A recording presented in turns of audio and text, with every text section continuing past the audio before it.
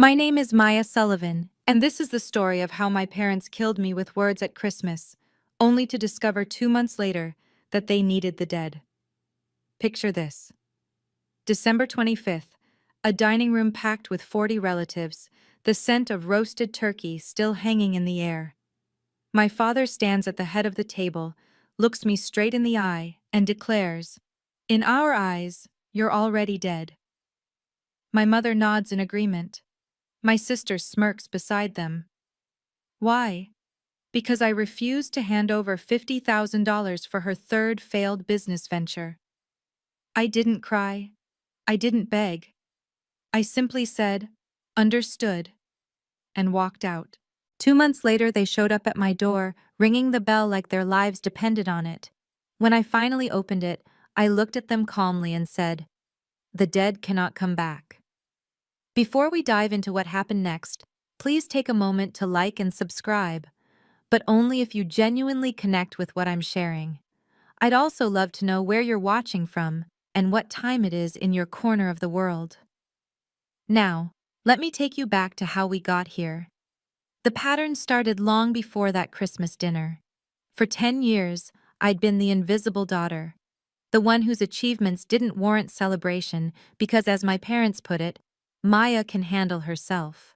When I graduated from UC Berkeley with a degree in computer science, my parents arrived 2 hours late to the ceremony. Why? They'd been helping my sister Brittany pick out a dress for her friend's wedding. "You understand, don't you, Maya?" my mother had said on the phone. "Brittany really needed our help." I told myself I understood. When I landed my first engineering job at a tech startup in San Jose, there was no congratulatory dinner. But when Brittany opened her first nail salon 3 years later, funded entirely by our parents, they threw a party for 60 people. Champagne flowed. Dad gave a speech about supporting your children's dreams. I stood in the corner, holding a glass of sparkling cider, wondering why my dreams had never qualified for champagne. "Maya does so well on her own," Mom told Aunt Susan that night. "Brittany needs more encouragement. She's more sensitive." I accepted this logic. I even believed it. Brittany was the baby of the family, 4 years younger, always needing rescue. I was the responsible one, the strong one, the one who didn't require emotional support, because I had my life together. It was tough love, I told myself. They were preparing me to be independent. 5 years into my career, I got promoted to senior engineer. I called to share the news. "That's nice, honey," Mom said. "Listen, can you talk to Brittany? She's having trouble with her salon's bookkeeping." I helped Brittany with her books. I always helped. I didn't know then that this pattern had a name. I'd learn it 2 months after Christmas, sitting in Patricia Morgan's office, hearing the term parentification for the first time. The financial scorecard told its own story. Over 5 years, I'd loaned Brittany $73,000. Not a single payment had been returned, not even a promise to repay. The first nail salon, $28,000. "Just to get started," Brittany had pleaded. "I'll pay you back as soon as I'm profitable." The salon closed after 14 months. She blamed the location, the economy, her business partner, never her own lack of planning. The second salon, $45,000. "I've learned from my mistakes," she'd promised. This time she'd picked a better location, hired an experienced manager. It lasted 10 months before shutting down. She blamed the manager, the landlord, the customers who didn't appreciate quality. Each time my parents had called me. "Family helps family, Maya. You have so much. Can't you spare a little for your sister?" I spared a little, then a little more, then a lot. Meanwhile, when Tom and I moved into our apartment in Sunnyvale, I'd asked if anyone could help us move furniture. "Dad had a bad back," Mom said. "Brittany had plans she couldn't cancel." We hired movers. Tom started asking questions around year 3. "Maya, you're not a bank, and even banks expect repayment." "She's family," I'd said. "So are you," he'd replied. "To us, but we're not treating you like an ATM." The breaking point came 3 months before Christmas. I was reviewing our joint finances with Tom, planning for a house down payment we'd been saving toward for 2 years. That's when I noticed a $3,000 charge on Brittany's Instagram story. A designer handbag, posted the same week she'd texted me, crying about not having enough money for rent. "Your sister is struggling," Mom had said when I'd questioned it. "Can't you be more generous? You have so much." I had so much because I'd earned it, because I'd saved it, because I hadn't spent it on handbags while claiming poverty. But I didn't say that, not yet. 3 weeks before Christmas, my phone buzzed with a text from Brittany. "Hey sis, great news! I found the perfect location for salon number 3. Just need $50K to secure the lease and equipment. Can you help?" $50,000. Casual as asking to borrow a cup of sugar. I stared at the message for a full minute before typing my response. "Brittany, Tom and I are saving for a house. I can't help this time. I'm sorry." Her reply came in seconds. "Wow, just wow. So much for family." Then silence. 2 days later, Mom called. Her voice had that particular edge I'd learned to recognize, disappointment wrapped in passive aggression. "Your sister forwarded me your text message," she said. "I have to say, Maya, I'm surprised at you." "Mom, I've already lent her $73,000. Lent? You're keeping score? That's not how family works." "I'm not keeping score. I'm explaining why I can't or won't." Dad's voice cut in. He'd been listening on speaker. "We need to talk about this, face to face. You're coming to Christmas dinner." It wasn't an invitation, it was a summons. "Of course I'm coming," I said. "But Dad, you need to understand."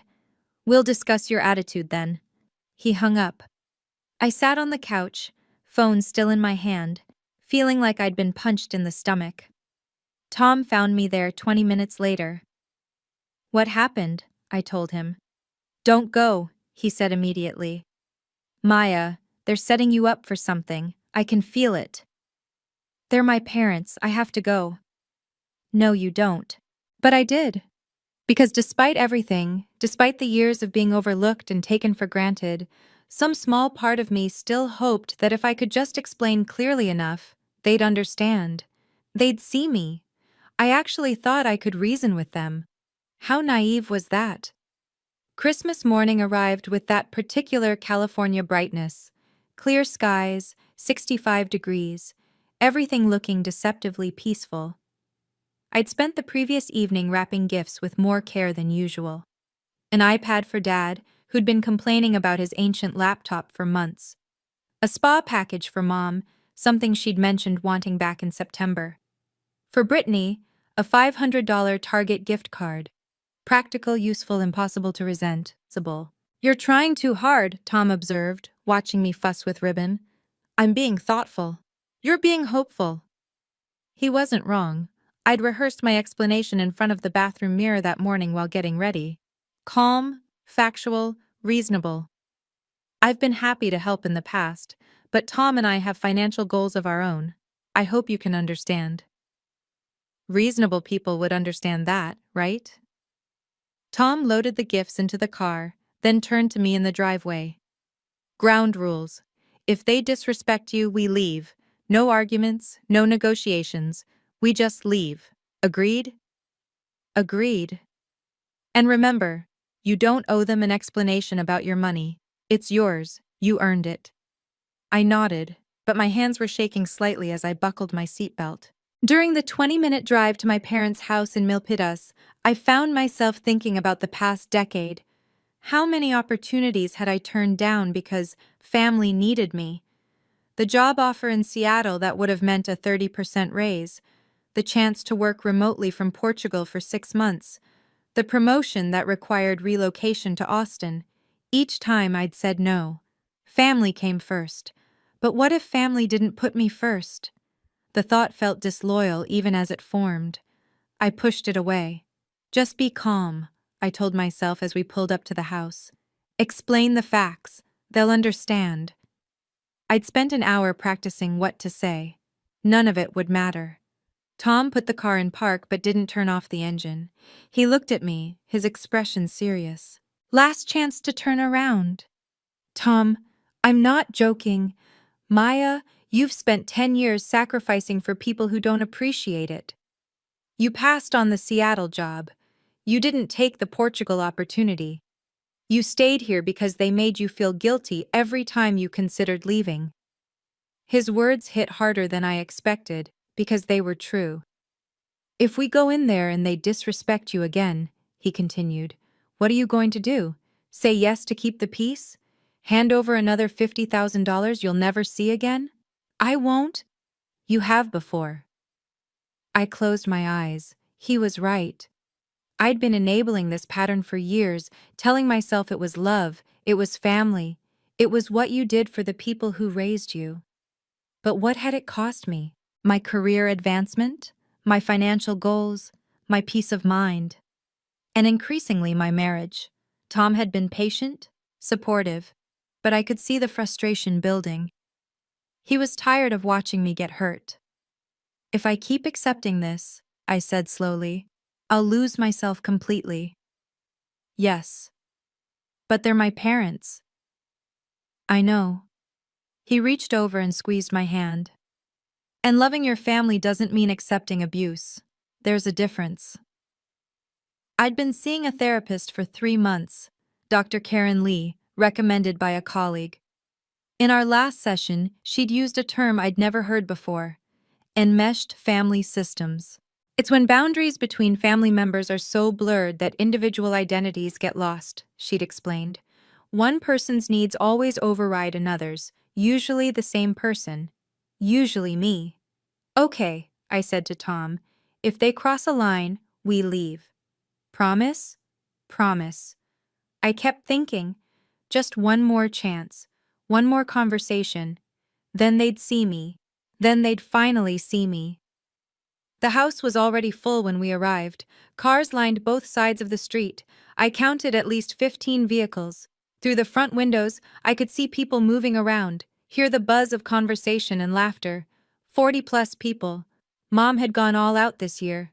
Brittany opened the door before we could knock. She was wearing a new dress, designer, probably $300 minimum, and her nails were freshly done, elaborate acrylics with tiny Christmas trees painted on each tip. Oh, she said, looking me up and down. You actually came. Merry Christmas, Brittany.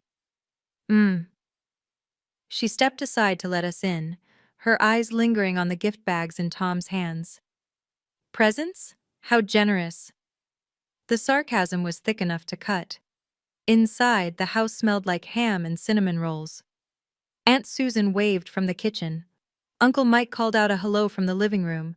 Cousins I hadn't seen in months clustered around the TV, watching football. Normal. It all looked so normal. Mom emerged from the kitchen, wiping her hands on a dish towel. Maya, Tom.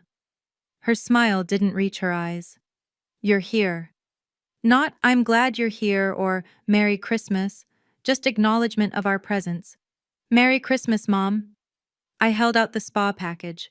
This is for you. She took it without looking at it. How nice. Put the other gifts under the tree. Dad was holding court in the dining room, already seated at the head of the extended table. He glanced up when I entered, gave a curt nod, then returned to his conversation with my uncle about 49ers playoff chances. I set down the iPad near his plate. He didn't acknowledge it. Tom's hand found mine under the table as we took our seats. His grip was firm, anchoring. The dinner started normally enough. Ham was carved, sides were passed, wine was poured. Conversation flowed around sports, weather, someone's new car. I felt like I was sitting on a bomb, waiting for the timer to hit 0. Dinner started normally. The bomb wouldn't drop until dessert. The passive-aggressive comments started during the main course. So, Brittany, Aunt Susan said brightly, I heard you're planning another salon. That's exciting. Well, Brittany said, her voice carrying across the table, I'm trying to, if I can find investors who actually believe in family. The word actually landed like a slap. I kept my eyes on my plate, cutting my ham into smaller and smaller pieces. Some people forget where they came from, Dad said loudly. He wasn't looking at me, but he didn't need to. Everyone knew who he meant. Cousin Jennifer shifted uncomfortably in her seat. Uncle Mike suddenly became very interested in his green beans. Family should support each other, Mom added, her voice sweet as poisoned honey. Always. I agree, Mom, I said quietly. Brittany laughed, a sharp, bitter sound. Do you, though? Actions speak louder than words. Tom's hand tightened on mine under the table. I could feel tension radiating from him, his lawyer instincts kicking in, ready to defend. Maya has been very supportive, he said, his voice level but firm. Dad's fork clattered against his plate. Stay out of this, Tom. This is family business. I am family, Tom said. I married into it. Then act like it. The temperature in the room dropped 10 degrees. Conversations at the far end of the table had stopped. Everyone was pretending not to listen while listening intently. I felt every eye on me, felt the weight of 40 people's attention pressing down like a physical force. This wasn't dinner. This was an ambush. I should have known. The oversized gathering, the careful seating arrangement that put me directly across from my parents, Brittany positioned like a prosecutor at my side. They'd planned this. I whispered to Tom, let's just get through this. But we wouldn't get through it. We were only getting started. Dessert was apple pie and vanilla ice cream. Mom served it herself, making a show of giving everyone generous portions. When she reached me, my slice was noticeably smaller. Brittany waited until everyone had their plates. Then she stood up, wine glass in hand, like she was about to make a toast. I want to thank everyone here, she announced, her voice projecting across the room. Real family, people who show up when you need them. Her eyes locked on mine. Unlike some people who think they're too good to help their own sister. The room went silent. Forks froze halfway to mouths. Someone's phone buzzed, absurdly loud in the quiet. I set down my fork carefully. Brittany, this isn't the time or place. Why not? She gestured around the table. Everyone should know the truth about how my sister makes 6 figures but won't help me with a simple business loan. I've helped you before, I said, keeping my voice steady. Twice. And you're keeping score? Classy, Maya. Real classy. Tom started to stand. That's not fair, Brittany. Oh, here comes the knight in shining armor. Brittany's smile was vicious. Does Maya need defending? I thought she was so strong and independent. Brittany, Aunt Susan tried to intervene. No, let her speak, Dad said. Let everyone hear what kind of daughter we raised. My stomach dropped. Brittany leaned forward, her voice rising. She refused to give me $50,000. $50,000, that's nothing to her. But she'd rather watch me fail than help her own blood. Cousin Mike cleared his throat. Maybe we should. 73,000, I said quietly. Brittany blinked. What? I've lent you $73,000 over 5 years. None of it repaid. You're seriously bringing that up now? You brought up money first. I should have walked out then. Should have grabbed Tom's hand and left. But I wanted to defend myself. Biggest mistake. Dad's hand slammed down on the table. Glasses jumped. Someone gasped. Enough! He pushed his chair back and stood, his face red. Your sister needs help. You refuse. End of story. Dad, I've lent her $73,000 over 5 years. Mom cut me off, her voice sharp. Don't you dare throw that in our faces. I'm not throwing anything. I'm stating facts. Facts? Dad's voice boomed. You want facts? Here's a fact. You're selfish. The word hung in the air like smoke. Aunt Susan tried again. Richard, maybe we should discuss this privately. No. Dad pointed at me. She needs to hear this, in front of everyone, so she understands what she's become. My throat was tight. I could feel tears building but refused to let them fall. I have my own financial goals. Tom and I are trying to buy a house. Goals? Mom's laugh was bitter. Your sister is struggling to survive and you're worried about goals? She's struggling because she doesn't plan, I said, my voice shaking now. Because she spends money on designer handbags while claiming she can't pay rent. Brittany's face went white, then red. Wow, just wow. You've been stalking my Instagram? You posted it publicly. That's not the point. Then what is the point? I was standing now too, though I didn't remember rising. What do you want from me? We want you to act like family, Mom shouted. I have acted like family for 10 years and it's never enough. Dad took a step toward me. The room had gone completely silent. Even the football game on TV seemed to have muted itself. That's it, he said, his voice dropping to something cold and final. I've heard enough. He stood perfectly still, and somehow that was more terrifying than the shouting. The room held its breath. What he said next, I'll never forget. Dad's voice was ice. Maya, if you can't help your own family, then you're not part of this family. I felt the words like a physical blow. Dad, that's not fair. In our eyes, you're already dead. Time stopped. 40 people, 40 witnesses. Not one person moved. Mom nodded slowly, deliberately. Dead to us. Brittany's lips curved into a smile. Dramatic, but accurate. I couldn't breathe, couldn't think. The room tilted sideways and I grabbed the edge of the table to steady myself. Dead to them. Dead. Tom was already standing, his chair scraping loudly against the floor. We're leaving, now! His hand closed around my arm, gentle but firm, pulling me toward the door. I looked around the table. Aunt Susan had tears in her eyes. Cousin Jennifer was staring at her plate. Uncle Mike looked angry but said nothing. The others, neighbors, distant relatives, family friends, some avoided my gaze entirely. Others looked at me with something that might have been pity. No one spoke up. No one said, Richard, that's too far. No one defended me. I reached for my coat with numb fingers. Tom helped me into it, his movements quick and efficient, like he was handling someone in shock. Maybe I was in shock. Maya, Mom said as we reached the door. Not an apology, just my name. I turned back, looked at my father, standing at the head of his table, surrounded by his guests, having just disowned his daughter in front of everyone who mattered. I looked at my mother, who'd agreed with him. I looked at my sister, still smiling. And I heard my own voice, calm and clear and utterly empty.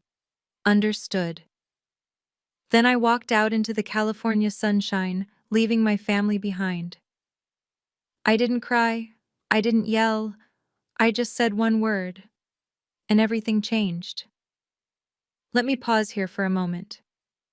If you're watching this, and you've ever been made to feel like you're not enough by the people who should love you most, please know you're not alone.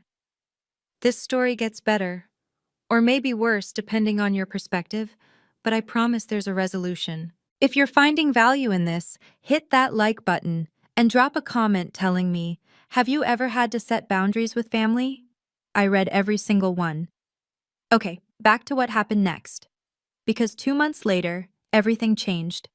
The first week after Christmas passed in a strange, muffled silence. No calls, no texts, no apologies. I blocked Brittany on every platform. Instagram, Facebook, even Venmo. Her name disappeared from my phone like she'd never existed. I didn't block my parents. Some small, stubborn part of me still hoped they'd reach out. That they'd realize what they'd done in front of all those people and feel ashamed enough to apologize. My phone stayed silent. Tom found me on the couch 3 days after Christmas, staring at nothing. Maybe talk to someone professional about this? I'd been seeing Dr. Karen Lee for 3 months already, but I booked an emergency session for the following day. Her office was in downtown San Jose, small and warmly lit, with plants in every corner and abstract art on the walls. She listened to the whole story without interrupting, her expression neutral but kind. When I finished, she leaned forward slightly. Maya, have you ever considered that their behavior is a pattern of emotional abuse? The word abuse made me flinch. I don't know if I'd call it that. What would you call it? I didn't have an answer. They've conditioned you to believe your needs don't matter, she continued. that asking for boundaries is selfish. That love means endless sacrifice, but only from you, never from them. I sat with that for a long moment. There's a term for what they did at Christmas, Dr. Lee said gently. It's called public shaming. It's a control tactic. Make you feel small in front of others so you'll comply out of shame. It worked, I whispered. I feel ashamed. Of what? Of not being good enough. Of failing them. Maya. Her voice was firm now. You can love your family and still protect yourself from them. That night, Tom asked a question that would change everything. By the way, didn't your dad list you as healthcare proxy last year? I didn't know it yet, but that question would become crucial. January brought a clarity I hadn't expected. Without the constant weight of family obligation, I threw myself into work. My manager noticed immediately. Maya, you seem different, more focused. I was. For the first time in years, I wasn't mentally calculating how much money I could spare for the next family emergency. I wasn't checking my phone every hour for guilt trip texts. I was just working. Excelling, actually. When they offered me the lead role on a new machine learning project, high visibility, direct report to the VP, I said yes without hesitation. No mental gymnastics about whether my family would need me to skip important meetings. Tom and I started house hunting seriously. We'd been planning to buy for 5 years, always postponing because there was some family crisis that needed my financial attention first. Not anymore.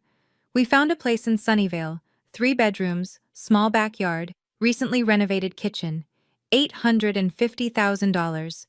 In the Bay Area, it was a steal. We put down earnest money the same week.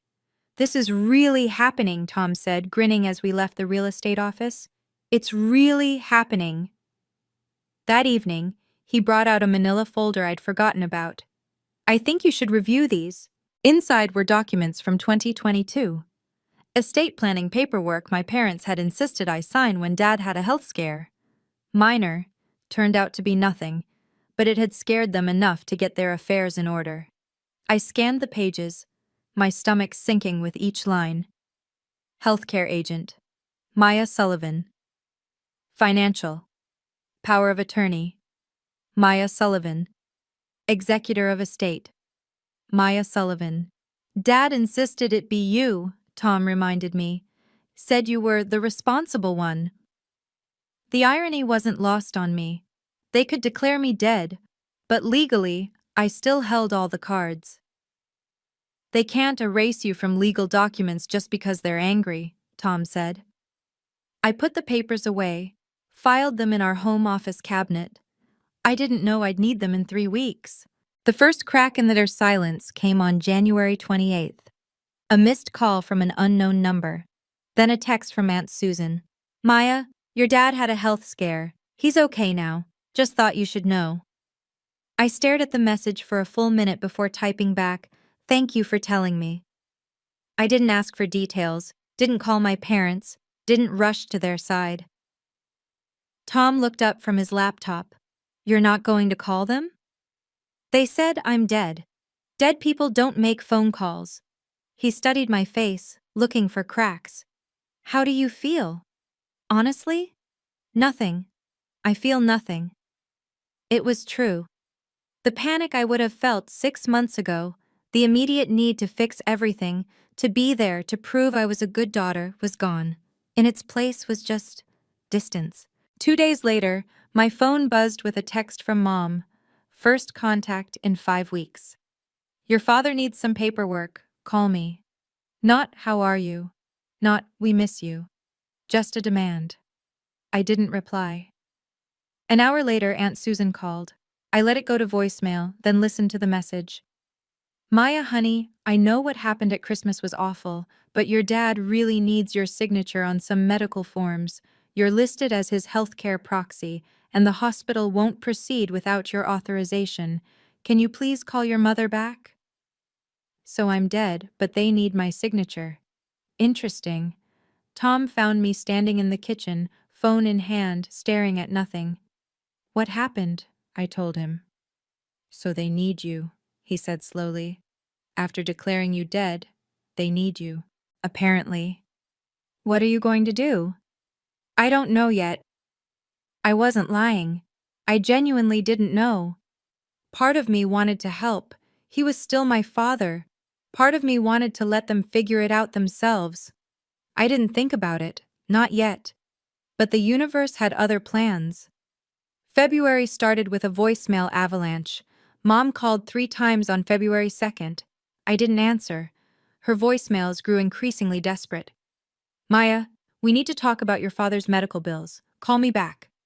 Then Dad called. His voice was gruff, trying to sound authoritative, but landing somewhere closer to pleading. Maya, this is important. Family business. Call me. I deleted both messages. Brittany texted next. I'd blocked her number, but she'd gotten a new one. Seriously? Dad is sick and you're playing games? Grow up. I blocked the new number. Tom was working from home that week. He watched me delete each message with increasing concern. They're escalating. Let them. Maya, I need to tell you something. He pulled up his laptop.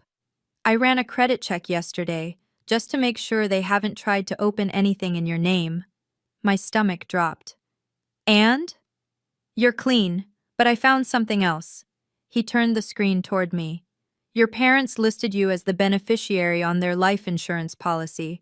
$500,000. I laughed, a sharp, bitter sound.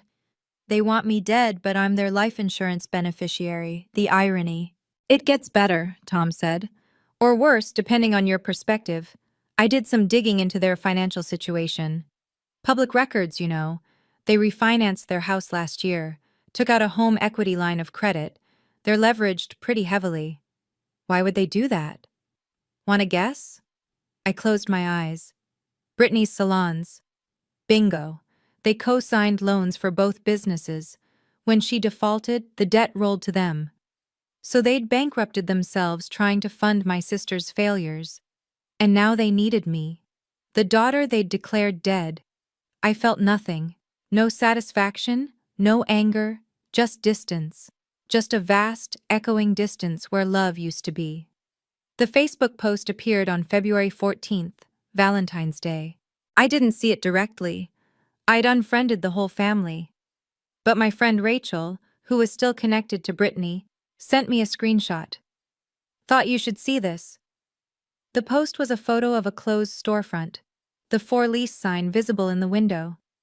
Brittany had written a long caption about toxic business environments and unsupportive landlords, and how she was taking time to regroup and reassess. The salon had been open for 4 months. 4 months, the comments were brutal. Didn't you just open this place? Third time's the charm, or not?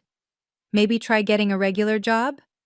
Girl, you need to learn basic accounting before opening another business.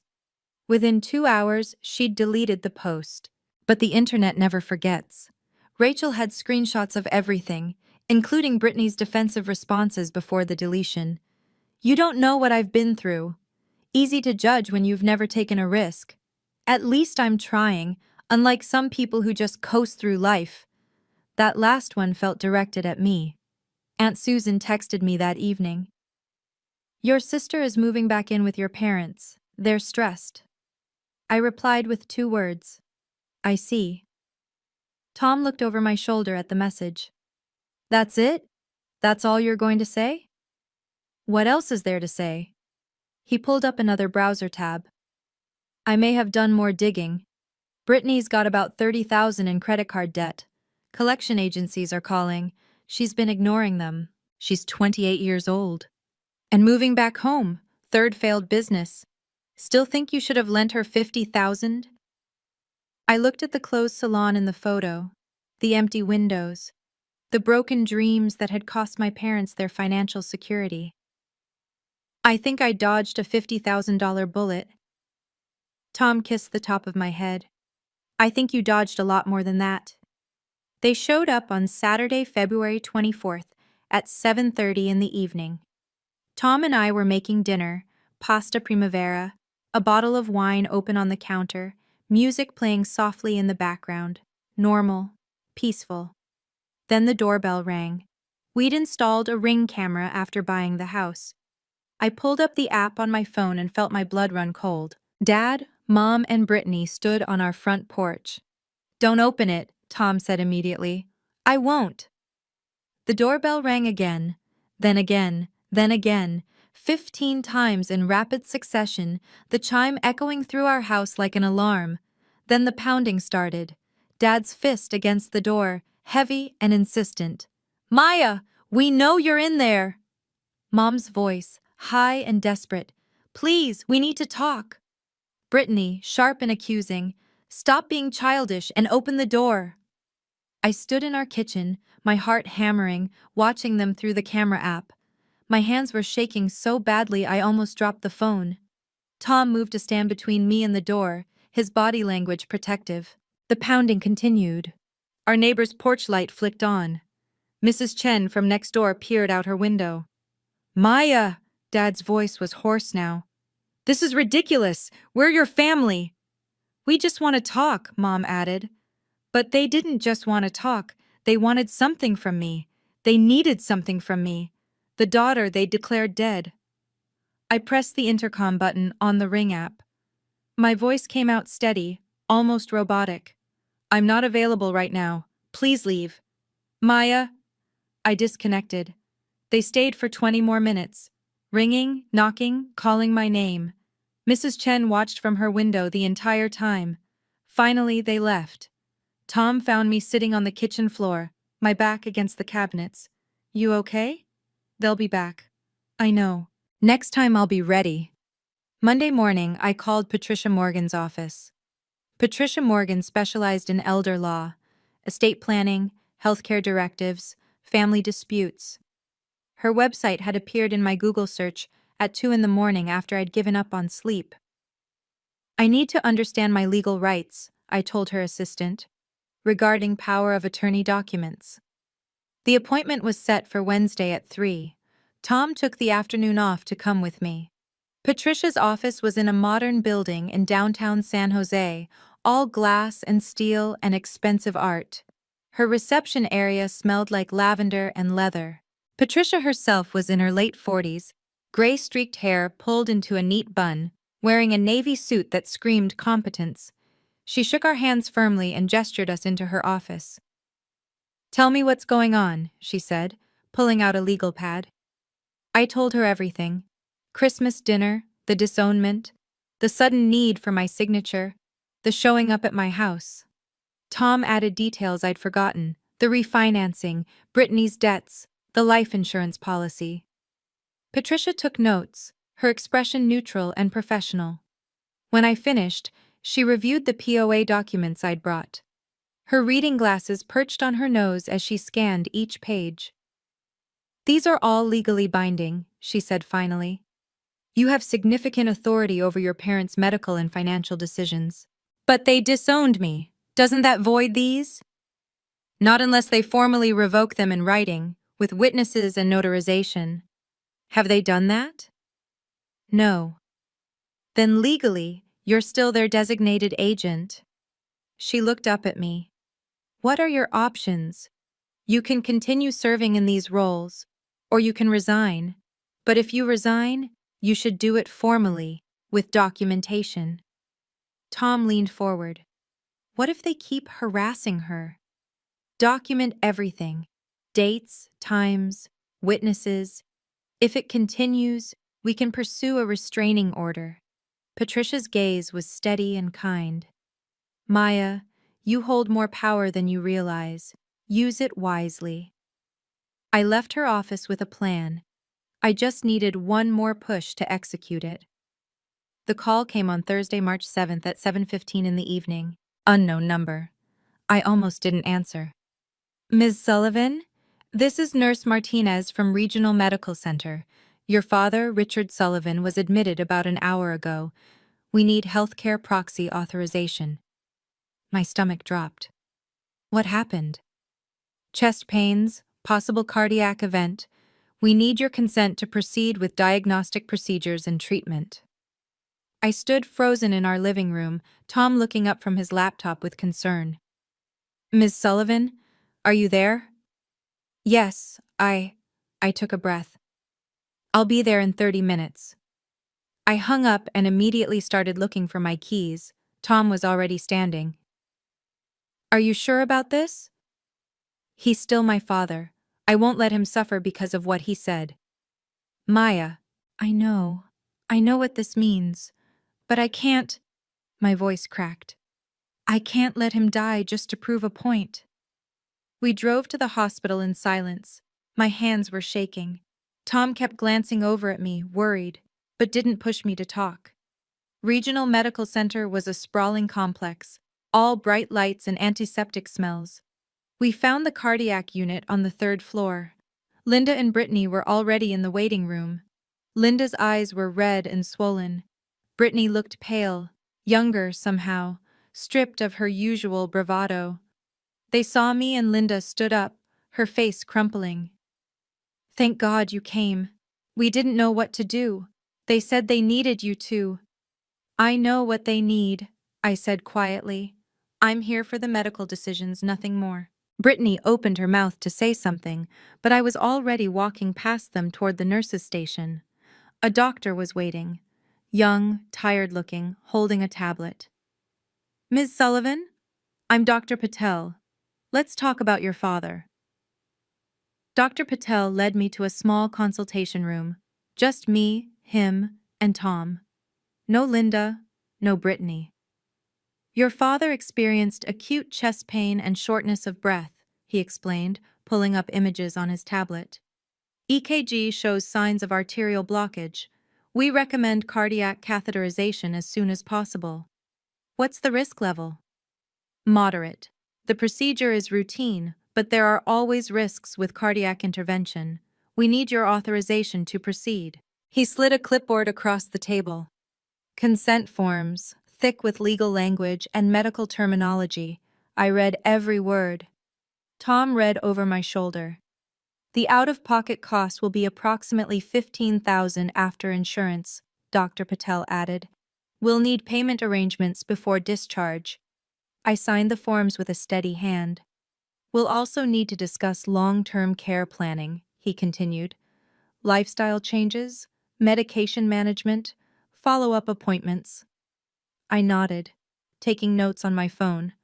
Professional, detached. When we returned to the waiting room, Linda rushed over. What did the doctor say? I authorized the catheterization. He'll be fine. Thank God. She pressed her hand to her chest. Thank God you were here. Brittany was watching from her chair, her expression unreadable.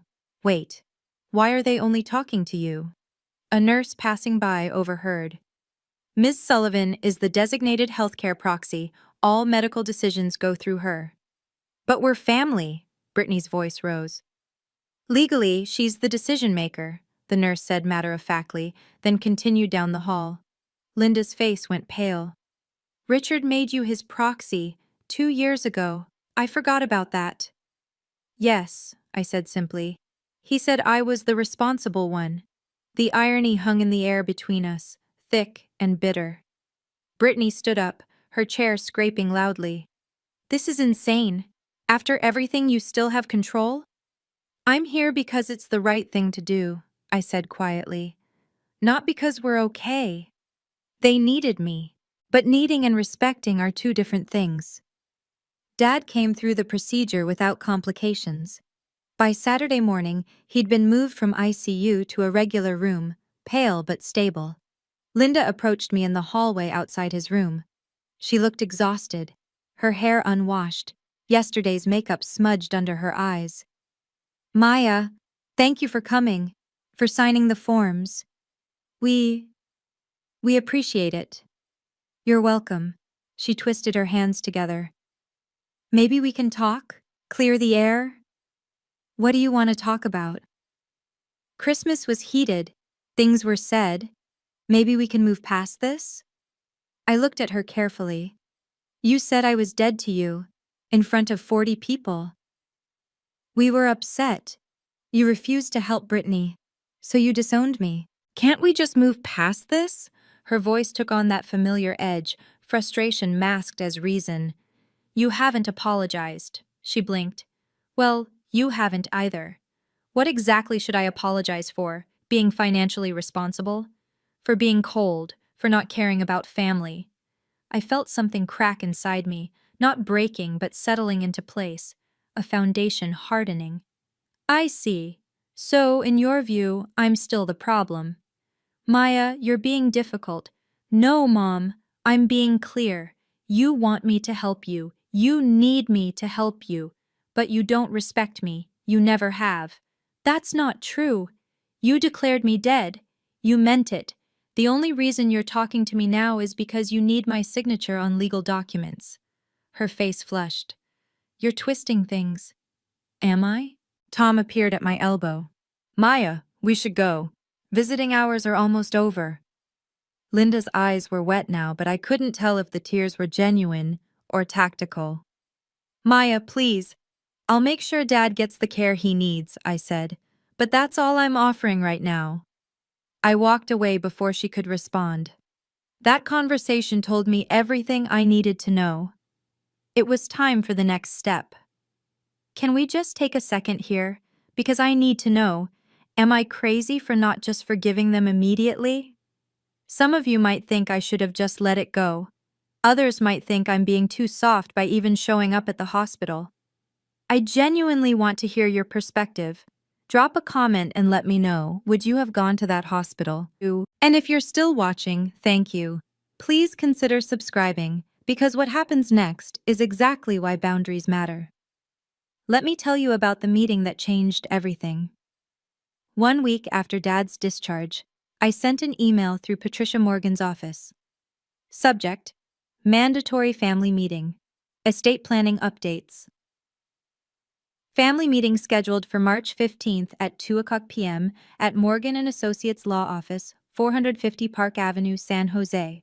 Attendance mandatory for discussion of estate planning documents and legal responsibilities. Please confirm receipt. Linda called within 10 minutes. Why at a lawyer's office? Because this needs to be formal and documented. Maya, this is extreme. See you on the 15th. I hung up. March 15th arrived gray and drizzly, typical Bay Area spring weather. Tom and I arrived at Patricia's office 15 minutes early. She'd reserved the main conference room, mahogany table, leather chairs, large windows overlooking downtown. Professional, intimidating, perfect. Susan Chen, the notary, was already there, setting up her stamp and seal at the end of the table. My parents and Brittany arrived exactly at 2. They looked uncomfortable in their Sunday best, Dad still moving carefully from the procedure, Mom clutching her purse like a shield. They stopped in the doorway when they saw the setup. Patricia in her suit at the head of the table, Susan with her notary supplies, Tom and me on one side, 3 empty chairs across from us. What is this? Dad asked. Please sit down, Patricia said, her voice professionally neutral. We have several matters to discuss. They sat. Brittany's eyes darted around the room, landing on the notary seal, the legal pads, the formal atmosphere. Thank you all for coming, Patricia began. We're here to discuss legal documents pertaining to Richard and Linda Sullivan's estate planning, and to clarify certain responsibilities and boundaries moving forward. Dad's face reddened. What is this about, Maya? I met his eyes across the table. It's about making sure everyone understands the reality of our situation. I kept my voice level, professional. I'm formally resigning as your healthcare proxy, financial power of attorney, and estate executor. The silence was deafening. Linda's hand flew to her mouth. What? Why? Because on December 25th you declared me dead to you. I'm simply honoring that declaration. Patricia slid 3 sets of documents across the table, one for each of them, one for the notary. These are resignation forms, effective immediately upon signature and notarization. Dad's face went from red to purple. You can't do this! She absolutely can, Patricia said calmly. These appointments are voluntary.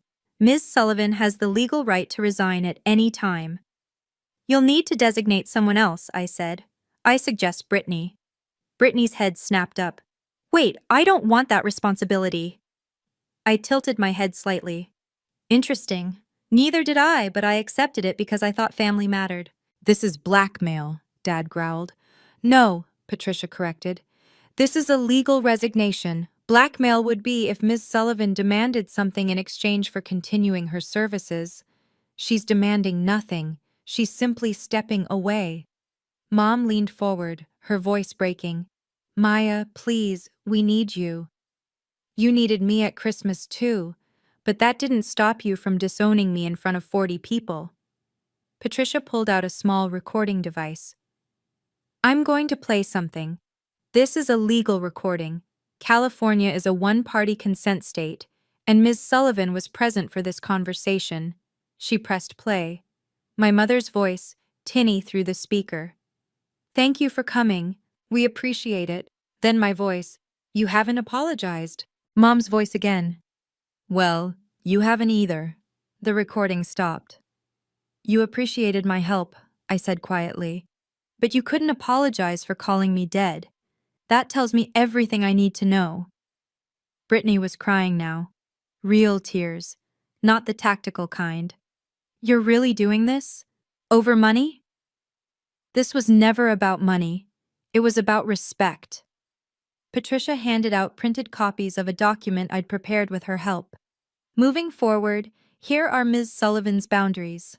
I watched them read. Watch their faces change as each point registered. 1. No unannounced visits to my home. 2. No financial requests from anyone in the family. 3. No contact unless there's a genuine written apology acknowledging the specific harm caused at Christmas. This is extreme, Linda's voice cracked. You told me I was dead. I'm just respecting your wishes. Tom added, his voice firm. We've also changed our phone numbers. You have our email address for emergencies only. Brittany looked up, mascara streaking her cheeks. You're really doing this? Cutting us off completely? I'm setting boundaries. There's a difference. Dad's hands were shaking as he held the paper. What if we need you? What if something happens? The question hung in the air. I thought about 10 years of being the responsible one. The emergency calls at midnight, the dropped plans, the sacrificed opportunities, the $73,000, the Seattle job, the Portugal assignment, the countless times I'd put their needs before my own happiness. And I thought about Christmas dinner, the 40 witnesses, the public humiliation, the word dead. Then you'll have to figure it out, I said. Like I've been doing my whole life. Susan Chen stamped each resignation form with her notary seal. The sound was final, official, irreversible. Patricia collected the documents. All parties have copies. This meeting is documented and recorded. Ms. Sullivan's resignation is now legally effective. I stood up. Tom stood with me. I hope you all have a good life, I said. But I won't be part of it unless you can genuinely acknowledge what you did wrong. We walked to the door. Behind me, I heard Mom crying softly. Maya. Dad's voice, desperate now. I turned back one last time. Goodbye. I walked out of that office lighter than I'd felt in years. But the story doesn't end there. The extended family reacted within 48 hours. Aunt Susan called first. Maya, I heard what happened at the lawyer's office. I'm proud of you. I hadn't expected that. You are? What they did at Christmas was unforgivable. I should have said something that night. I'm sorry I didn't. Over the next 2 weeks, 7 relatives reached out. Cousin Mike sent a long text about how he'd witnessed the dinner and felt sick about staying silent. Uncle David called to say he'd been distancing himself from my parents for years because of their toxic behavior. 3 cousins I barely knew sent messages of support. Your parents have always played favorites. Brittany has been enabled her whole life. You did the right thing. But the real fallout happened on Facebook. Mom posted something vague on March 18th. Heartbroken when children forget their parents' sacrifices. Some people only care about themselves. Within an hour, 15 people had commented asking for context. Then someone who'd been at the Christmas dinner, a neighbor, Mrs. Patterson, commented publicly, Linda, maybe don't disown your daughter in front of 40 people if you want her help later. Just a thought. The post got 23 likes. Mom deleted it within 2 hours, but screenshots lived forever. Rachel sent me one with the message, "The truth is getting out." The measurable consequences were piling up. My parents had to hire a professional care manager for Dad's post-surgery recovery, $4,500 a month. Without my financial planning help, they'd refinance their house at a higher interest rate.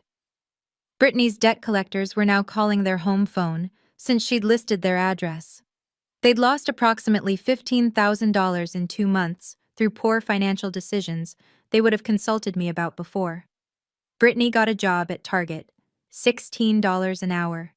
Her first real job at 28 years old.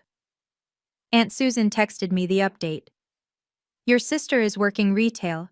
Your parents are learning what happens when you treat people as disposable." I felt sad for them. But sadness doesn't mean I should set myself on fire to keep them warm. The financial reality hit them hard. Dad's medical bills totaled $47,000 after insurance. Without my help navigating the hospital's financial assistance programs, they paid full price for everything. They had to refinance again, this time with an even higher interest rate because their credit score had dropped. The house they'd owned free and clear 5 years ago was now mortgaged to the hilt. Brittany's debt collectors found creative ways to pressure them. Phone calls at 7 in the morning, certified letters, threats of legal action. She'd listed their address on credit applications, making them targets. They hired a new estate attorney to redo all the documents I'd resigned from, $350 an hour. The initial consultation alone cost them $2,000. Tom showed me the public records. He couldn't help himself. The analyst in him needed to track the data. They've lost about 15 grand in 2 months, maybe more. Mom called my old number once. I'd already changed it, but the voicemail forwarded to email. I listened to her message. "We're struggling. I know you're angry, but we're still your parents. Doesn't that mean anything?" Her voice was small, defeated. I didn't reply.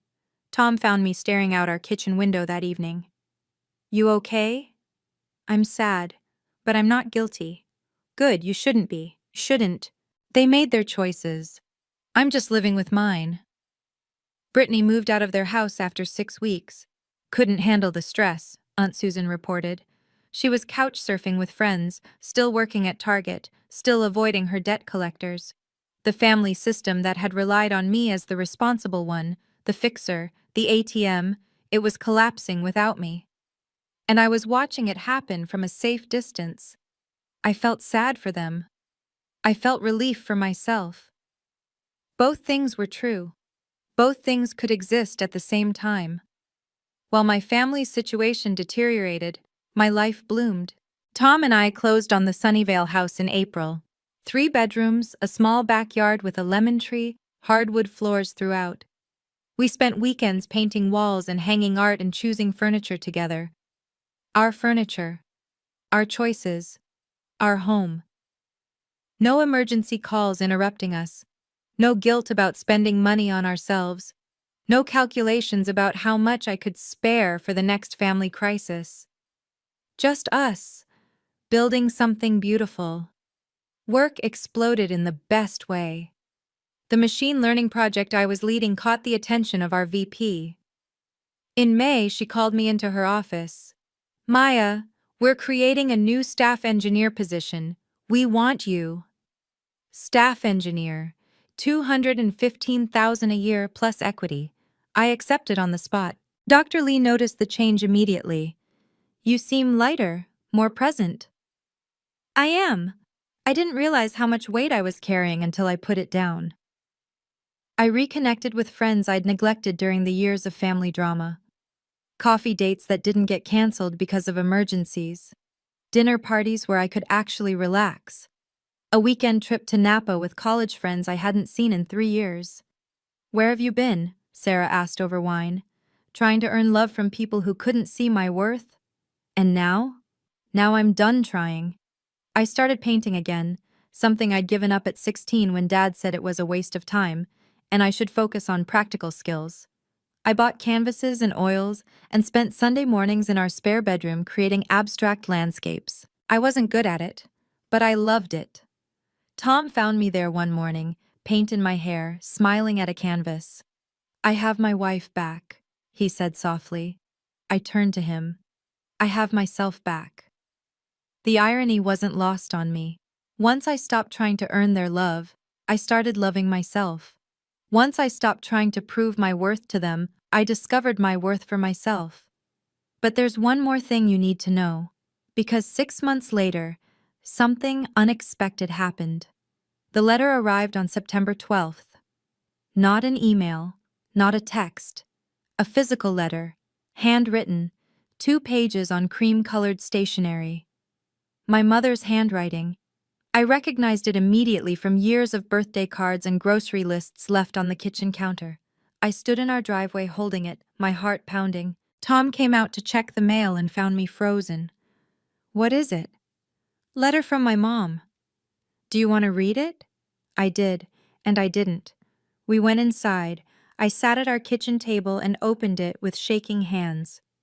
"Dear Maya, I've had 6 months to think about Christmas, about what we said to you in front of everyone, about how we treated you, not just that night, but for years before. What we said was cruel and unforgivable. You are not dead to us. You were never dead to us. We said that in anger, in frustration, in our desperation to control a situation we couldn't control. We took you for granted. We expected you to always be there, no matter how we treated you, because you always had been. You were strong, successful, independent, so we told ourselves you didn't need us the way Brittany did. But we were wrong. Everyone needs to be seen. Everyone needs to be valued. And we failed to see you, failed to value you for far too long. Your father and I have been in counseling since April. We're learning about things we should have learned decades ago. Enmeshment, parentification, conditional love. Terms that describe what we did to you. We don't expect forgiveness. We don't expect you to come back, but we want you to know we're sorry. Truly, deeply sorry. You deserved better. You deserved parents who celebrated your success instead of taking it for granted. You deserved to be loved without conditions. We're sorry we couldn't be those parents. Love, Mom. At the bottom, in my father's handwriting, I was wrong. You were never the problem. I was. Dad. I read it 3 times. Then I cried. Not because I wanted to forgive them immediately, but because I'd waited 32 years to hear those words. I waited 2 weeks before responding, not out of spite, but because I needed to process, to sit with the apology, to decide what I wanted. Dr. Lee helped. An apology is step 1. Rebuilding trust is a marathon, not a sprint. When I finally wrote back, I kept it simple. "Thank you for the apology. I accept it. But rebuilding our relationship will take time and consistent action, not just words. If you're willing, I'd like to try family therapy together. And Brittany needs to apologize separately. Her own words, not yours." They agreed. The first therapy session was in October. Awkward, tense, honest. The therapist, Dr. Williams, didn't pull punches. "This family has decades of patterns to unpack. It won't be quick or easy." "I'm willing to try," I said. "But I won't sacrifice my peace again. If this doesn't work, I walk away with no guilt." Dad nodded slowly. "That's fair." Mom reached across the space between us, not quite touching, but the gesture was there. "We understand." Now, 1 year after that Christmas dinner, here's where we are. I see my parents once a month, supervised lunches at neutral restaurants. We talk about safe topics, weather, food, current events. Sometimes we venture into deeper territory, sometimes we don't. It's not perfect, but it's honest. Brittany still hasn't apologized. We've exchanged maybe 10 words in 12 months. I've made peace with the possibility that we may never have a relationship. And I'm okay with that. Not every relationship can or should be saved. Some people think I was too harsh. Others think I was too soft. I think I was exactly what I needed to be: firm, fair, and free. I learned that loving someone doesn't mean accepting abuse. You can honor your parents and still protect yourself. You can set boundaries and still have compassion. You can walk away and still hope for healing. All of these things can be true at once, so that's my story. The dead came back, but on my terms. Now I want to hear from you. What would you have done differently? Would you have forgiven faster or not at all? Drop your thoughts in the comments. I read every single one, and your perspectives help me process this journey. If this story resonated with you, please like this video and subscribe to the channel. Share it with someone who needs to hear that it's okay to set boundaries, even with family. And here's my question for you. Have you ever had to choose between family loyalty and self-respect? What did you choose? Let me know below.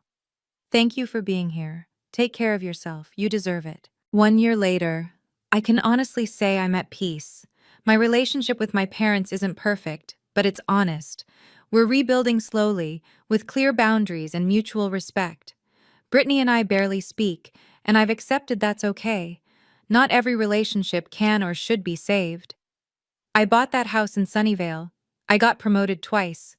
I started painting again, something I gave up at 16 because my parents said it was impractical.